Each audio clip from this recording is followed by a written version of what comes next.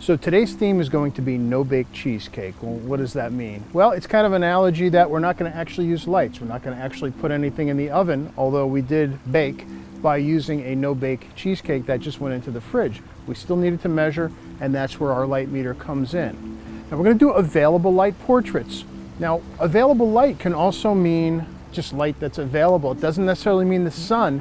It might be a light fixture inside, it might be a reflector, whatever we have to use, we're going to use to meter. Also, you might think, well, is using a light meter necessary for available light portraits? Cameras have gotten so sophisticated. However, we still have some interesting things to overcome. Where is the light coming from? How is the light hitting the face? If we're going to end up with someone that's backlit, we're going to need to meter the face, and it might cause the background to blow out, but that's okay. Also, it's going to allow us to set the mood. Depending on where we meter, if we meter back to the light or if we meter off to one side, we can completely change the mood by lightening and darkening the image. So for our first section, as I mentioned, we're going to use full sunlight. Now, I don't want to have full sunlight in Kendra's face. Oh, and yes, this is Kendra. Hi. If you didn't see her before, she was Little Red Velvet, Little Red Riding Hood. So if you missed that video, make sure you watch it. So since we're doing available light and it's direct sun, I want to try to keep her face out of the direct sun, because if we have her facing the sun, she's going to be squinting. It's going to be really deep shadows. I want to be able to use the sun, but not directly shining on her face if I can avoid it at all. So what we're going to do is two things. One, I'm going to let the sun be the backlight. She's got very light hair. I'm going to let it go ahead and create a highlight right here. And then I'm also going to bring in a reflector so that we can angle the sun back into her face to light it up that way, rather than trying to overcome the shadows that are going to be caused from a direct sun. Generally not a good idea. Now I've got my meter, I've got a Sekonic 308S here, and what I want to do is I want to meter for her face. That's all I really care about. The background isn't particularly attractive, but it's going to be out of focus. So you're not even going to really understand what it is. I'm going to crop it accordingly, so we're just looking at her. And this is the kind of thing where your camera's meter is going to completely flip out, because her face is actually darker compared to the rest of the scene. And if I went with what the camera said, you're just going to be a silhouette. We don't want Kendra as a silhouette. This is the subject. So what I'm going to do is I'm going to meter the light hitting right around her face. I'm going to make sure that it's lit the way she is. I'll be careful to position her face so that there's no dappled light on it. In fact, if you see it right here, we've got dappled light. You can see the sun is hitting her nose and on the top of her lip. Not good. There's no way to overcome that. So what I want to do, watch, I have a remote control for Kendra's face. So I want to turn her this way just so the tip of her nose goes into shadow. And I need to make sure that the dome on the meter does exactly the same thing. I can't have the sun hitting it. So I'm going to meter from over here, back to my camera position, and I'm getting at 125th of a second, f4 at 100 ISO. Perfect. Now I'm done. I can put this number into my camera and shoot, and they're all going to be great. And also, I'm going to take a reading with the camera, and let's see what the camera thinks the correct exposure is. I know it's going to be wrong. We'll get in nice and close. Really nice. Gorgeous. I'm going to do a couple verticals to mix it up a little bit. Let's get you turned a little bit, turn your body a little bit this way, the other way. In fact, if you want, you can even put your elbow up on that post behind you. Back up a smidge. Right there, nice. Beautiful. These are really nice. Love it. Beautiful. So that quickly, we got some great results. They really look gorgeous, and having the meter just cuts down any of the guesswork. There's no bracketing. There's no, oh, let me open up a little bit. There's no me looking at it and distracting Kendra from the flow of the shoot. It's just perfect. Just for giggles. Giggle? Okay. That's our giggle. Just for giggles, I'm going to see what the camera thinks the correct exposure is, just so I have a reference for that. All right, so the camera thinks it's overexposed by a stop. So let's go ahead and see what the camera wants. Instead of f4, it wants 7.1, which really makes Kendra go deep into shadow, which is really a shame. That's not what we want. So So let's go ahead and just get a couple more because these look so great. Yeah, what a difference. Good. Now, even if I was photographing her with the sun directly coming this way, in fact, we're going to do that. I'm going to shoot up into the sky, and this is where it's something they call subjective metering comes into place, where I'm going to use the meter. I want to, again, meter her face in shadow. I don't care if the background blows out. That's okay because this is the subject. Now, she's got really light hair, so her hair might also start to blow out, but it's okay. It's a look. You see it a lot in lifestyle portraiture. In a formal portrait, I might be a little more careful about placement, but this can still work as well. So what I want you to do is look this way now. So I moved Kendra over to direct sun. She's completely backlit by the sun. The top of her head is really bright. But again, I'm more concerned about her face. So I'm gonna meter right here. I wanna make sure the dome is protected. In fact, now I'm getting 125 at f5. So we've gained 2/3 of a stop from f4 to 5. That's what I'm gonna use. And I'm gonna position myself so that I've got bright blue sky behind her. Again, it's all about her. I don't care about the exposure of anything else. So let's go to f5.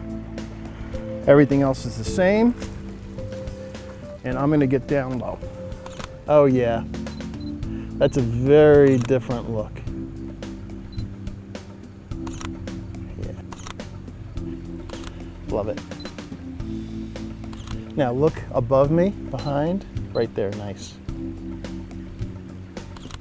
Yeah. Yes. So that's a very different look. It is a very soft look. However, because she has blonde hair that's very light and very reflective, part of her head is actually, the hair is starting to actually disappear. That's a look. I don't necessarily like doing that, so I want to do a compromise, although it did look kind of nice. It's very ethereal looking. I'm going to bring in a reflector this time, and I'm going to have it over here to light up her face a little bit. So that what that'll do is it'll cut down the ratio of the bright to dark. Because if I were to meter here to here, I would guess they're probably 5 stops apart, which is quite a lot. That's why this is disappearing. So by putting in a reflector and adding some light in her face, that will cut down the contrast ratio and we'll be able to have an exposure where this is going still very light, but not disappearing, okay? And we need Mom for this. Mom.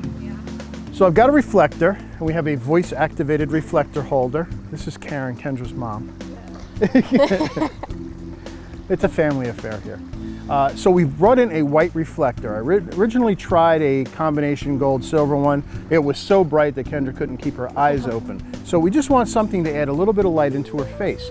Now, if you remember when we were here, we were 4.5 f5 on her face, and the background, actually, just to do a test, is coming in at f14.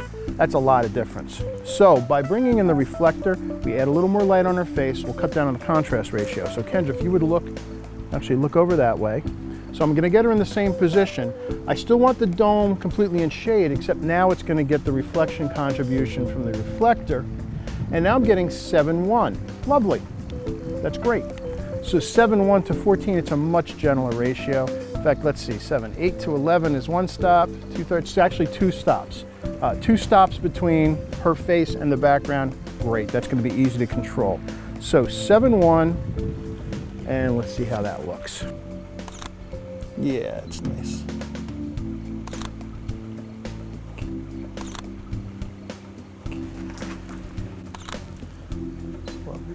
Chin down a little bit. Bend towards me a little bit. Yeah, good.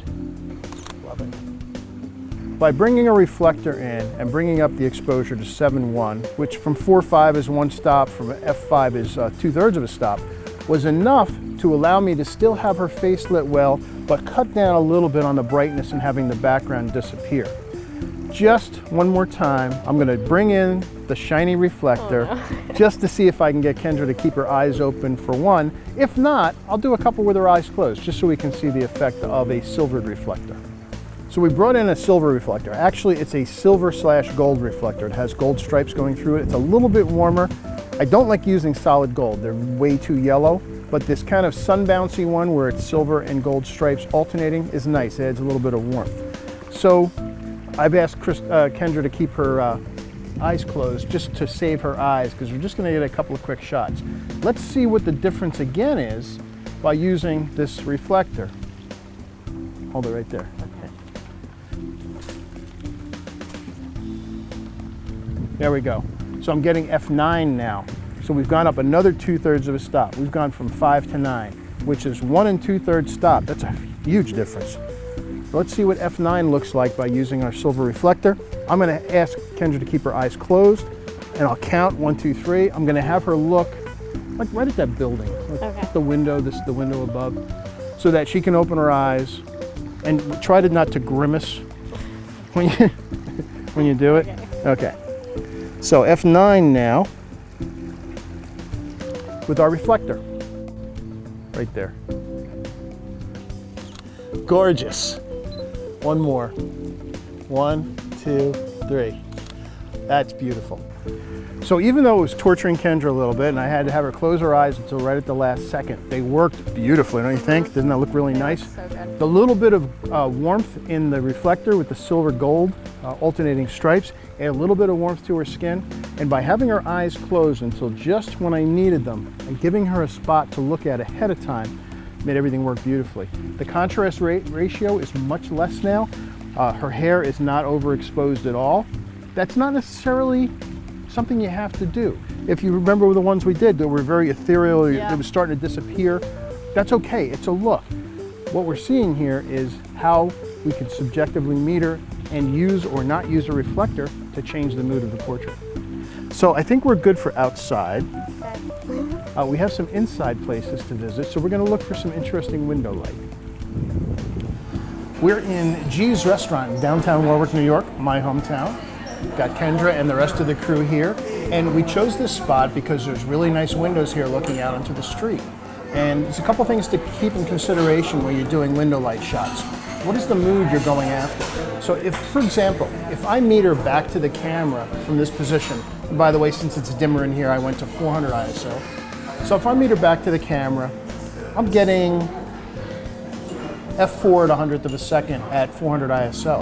However, if I meter back towards the light source, meaning the window, it goes from f4 to 5.6. That's 2/3 of a stop difference. Now that's a lot for a portrait, and it all depends on the mood that you're going for. So for example, let's turn your head towards the window. So if I turn her towards the window and I meter back to the camera, that's going to be a lighter look. It's going to add some light to this side of her face. So that would be appropriate for a happier look on your face. If I wanted to go a little more dramatic, what I would do is meter, go ahead and look right to the window again. If I meter back to the window and I get 5.6, that 2/3 of a stop darker is going to have just this side of her face exposed correctly, but it's going to get darker over here. So for that, I want you to have a little more seriousness. Like, not everything is going perfectly today. So understanding how the exposure is going to affect the mood of the picture is important. If I have her smiling happily and I've got her in a dark contrasty situation, it just makes her look like she's insane.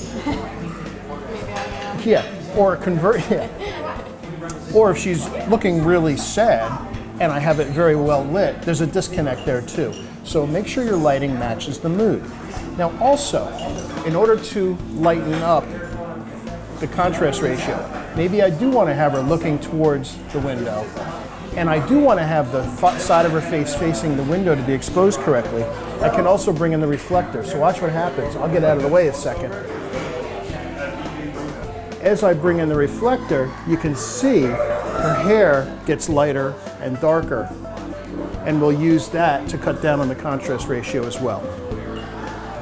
This is more of a serious look. Tilt your head this way a little bit, right there.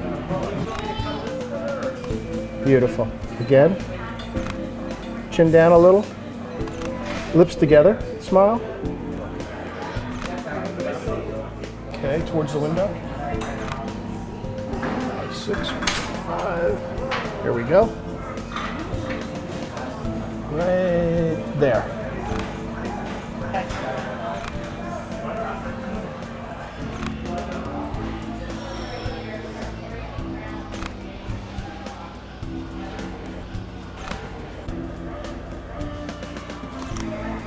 Yeah, good. We're going to do a couple of window light shots, and we're not going to use anything other than the window for a light. No reflectors, no nothing. Now, there's some subjective things going on here, and again, it goes to mood. Now, one of the ways you can change the contrast ratio of the face to the shadow is something that might not be obvious at first glance, and that's just to come further away from the window. So, for example, Kendra, look out the window there. If I meter outside, I'm now at 800 ISO. I'm getting, let's do that again. I'm getting f5 in an 80th of a second. And on my shadow side, I'm getting, well, 1.8, which I can't even go down to, so it's much darker. If I want to decrease the ratio of light to dark, the easiest thing to do is just to have her stay in the same position, but come away from the light. So Kendra, if you just come towards me and still look the same way you were looking, in fact, even a little more this way. So if I have her come out further from the light and meter, I just went from f5 to f4, so I lost 2/3. So that's going to make the ratio of light to dark much less. I could still use a reflector here, but again, it depends on mood. Also, as we talked about earlier, if I meter towards the light source, which is the window, it's going to make this side of her face, I'm sorry, didn't mean to hook your nose. It's going to make that side of her face correctly exposed.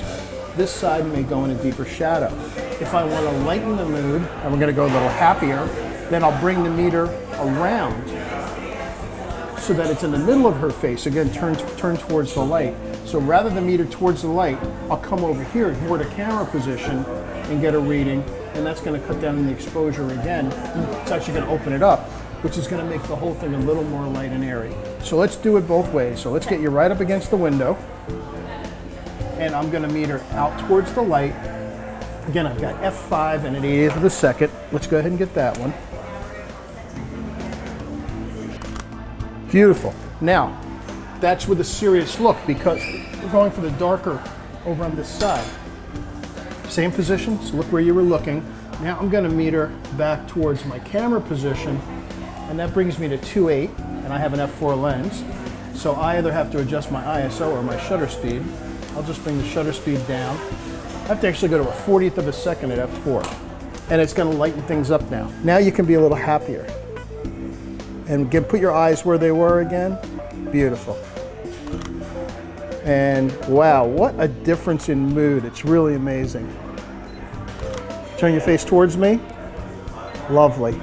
Little smile, yeah, that's nice. Give me a big smile. Beautiful. Now go serious again. And I'm gonna go back to that original shutter speed, just so we have that difference, f5 and an 80th. And holy cow, what a different mood just from doing that. So that's where the selective metering comes in. If you want light and airy, meter so that you're getting an exposure that covers both light and dark. In this case, back to the camera position.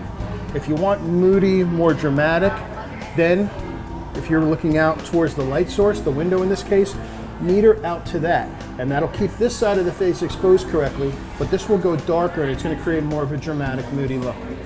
Sounds simple, isn't it? It really is.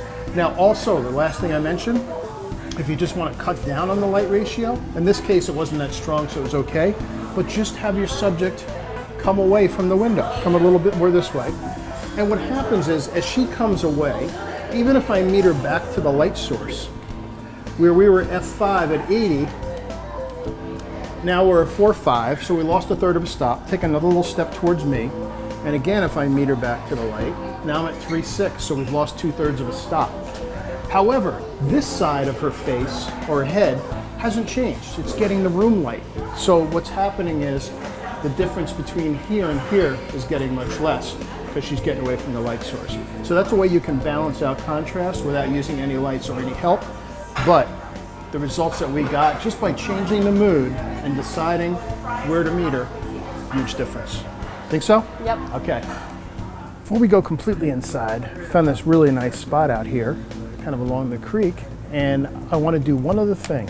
Sometimes you don't have a reflector available, sometimes it's too big, sometimes it just doesn't work. So I brought a little battery-powered video light. As bright as these might look, they actually don't put out all that much light. So let's go ahead and meter back towards this, where the light's hitting her face. I'm getting 5.6 at 125. And let's see what adding this video light does to the other side of her face, because if I meet her without it, back to the shade, I'm getting 2.8 at 125. And what I can do is re-meet her, get pretty close, and get 3.6 at 125. So that brings it up 2/3 of a stop, which will just be enough to open the shadows a little bit, kind of do the same thing we did with the reflector, but in a much smaller package. So let's go ahead and get some shots. And I'm gonna put Karen to work again too. Okay, eyes to me. Bring it in even a little closer. Again. Wait for the people in the background to go away. Good. So now it's time for our last section. We're going to use available light. So what exactly does available light mean in this case? Well, what we're talking about mostly, in this case, we just have light bulbs. Headlights, neon, whatever happens to be around. Now again, a light meter is going to tell us what's hitting our subject, doesn't care what's going on back here. If you use your camera's meter and there's a bright background like this, it's going to underexpose the subject. Again, we've got the directional metering depending on the mood. So if I meter from Kendra back towards the piano, I get f4 to 50th of a second at 1600 ISO. Great, so I can go ahead and do that. If I want to lighten the mood like we've done in the past, I can come around a meter here, but it's going to still be relatively dark. I'm going to add one more light for that just in a second. So let's first get this. So if you look at the piano, so f4 at a 50th of a second at 1600 ISO. Play the piano for me. That's lovely. Okay, look at me. This is more serious now. So I don't like the amount of light that's available here, so I want to add to it a little bit. Again, I've got my little battery-powered video light. Kendra, if you look at me. All right, Kendra, so look at the piano. Let's get this light over here a little bit more and even in a little closer. About right there. All right, so we have our continuous light. I want to see what that's doing, and I want to see what's going on in front. Perfect. So this is, with this combination, this is making this light 1/3 of a stop less than the main light that's coming into her face from this side. I've got f4 here.